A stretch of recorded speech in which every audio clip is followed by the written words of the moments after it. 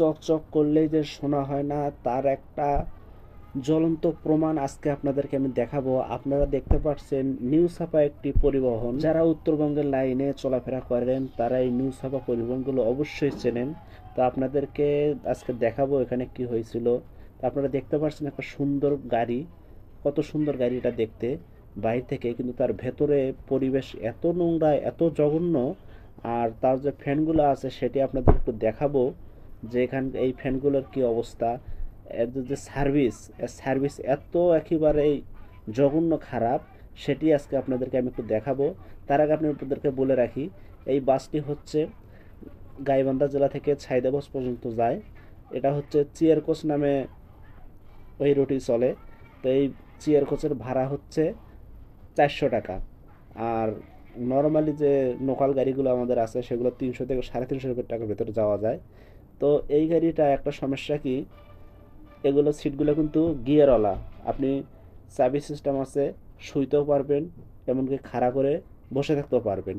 তো এই গাড়িতে কিন্তু এই সিটগুলোর অবস্থা একেবারেই বাজে, কারণ কোনোটার চাবি আছে, চাবি থাকলেও চাবি কাজ করতেছে না।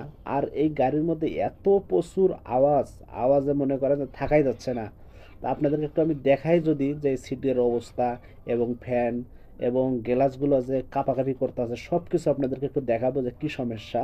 তো তারপরে আপনারা ভিডিওটা দেখে বলবেন যে এই সিটের ভাড়া কত হতে পারে। তো চলুন।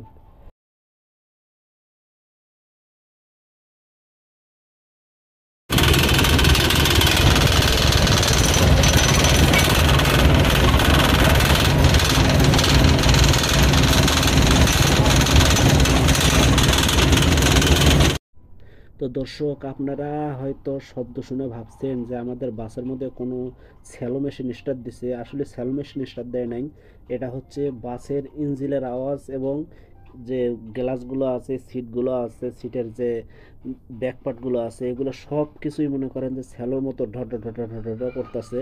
তো এই হচ্ছে এই বাসটার অবস্থা। আর দেখেন এই সিটের প্রতিটা জায়গায় মনে করেন যে এত নোংরা, আর মনে করেন এতভাবে জঘন্যভাবে যে আমি হেল্পারকে বললাম যে আমার এটা একটু ঠিক করে দেওয়ার জন্য, বলতে চাবি আছে, এই দেখেন চাবি ওঠে না, দেখছেন চাবি মনে করেন এত একবারে অবস্থা খারাপ। এগুলো মনে করেন সিয়ার কোচের যে ভাড়া নিচ্ছে, মানে যেটাকে আমরা চেয়ার কোচ বলে থাকি, চেয়ার কোচ 400 টাকা ভাড়া আর কি, ওই সিটটা। আর এই সিটটাতে যে নামতেছে না, আইসা আবার নাকের উপরে আইসা পড়ছে ভাই, এমন একটা বাজে অবস্থা। তো আমি আপনাদেরকে শুধু একটুকুই বলবো, যারা ঢাকায় আসবেন বা বাড়ি যাবেন অবশ্যই সিট নেওয়ার আগে গাড়িটা দেখে নেবেন, কারণ নইলে কিন্তু আমার মতো এরকম অবস্থা হবে। আমি কিন্তু গাড়ি না দেখে কিন্তু সিটটা কাটছি, গাড়িতে ওঠার পর কিন্তু এই অবস্থা দেখতে চাই যে আমি হাতাটা একটু উঠাতে চাচ্ছি, এটা কিন্তু উঠছে না, একেবারেই খুব শক্তভাবে ইয়ে করানো। আর সামনের সিটটাও মনে করেন যে লরম লরম করতেছে। আমার ডান দিয়ে যেটা আছে এটা একটু হালকা পাতলা ওঠানামা করে। তো আমি কিন্তু মনে করেন আগে থেকেই হলো কাউন্টারের কাছে বলে রাখছিলাম যে আমার 4টা সিটের জন্য। তো বলছিল যে হ্যাঁ সিট আছে।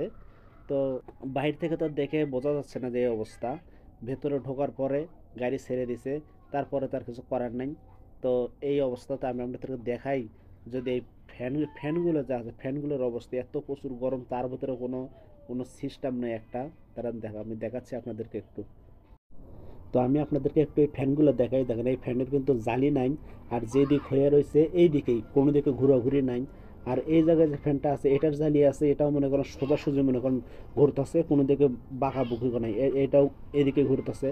এটাও এই একই অবস্থা, এটাও মনে করেন যে তেরা হয়ে আছে, মনে করেন যেদিক হয়ে আছে ওই দিকে কিন্তু বাতাস। আর যে এটা তো মনে করেন যে পাংখাই নাই, আর কি বলবো আপনাদেরকে। ঠিক আছে, বলার মতো কিচ্ছু নাই ভাই। ঠিক আছে, আমি কি একটা বলবো, কি একটা বাজে একটা অবস্থা, বাজে গাড়িতে উঠতে। ঠিক আছে, একেবারেই ব্যাককল হয়ে গেছে ভাই।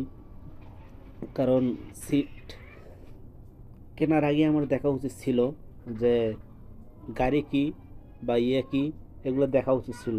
তো এই বকুল পরিবহনটি কিন্তু আমি আর আগে কখনোই দেখি নাই, বহুবার যাওয়া আসা করছি, আজই এই প্রথম এই বাসটি। তো আমি যেভাবে ধোকা খেয়েছি, আপনারা এরকম কেউ ধোকা খাবেন না। অবশ্যই এই গাড়িটার কথা মাথায় রেখে আপনারা আসা যাওয়া করবেন। তো সবাই ভালো থাকবেন, সুস্থ থাকবেন। আল্লাহ হাফেজ।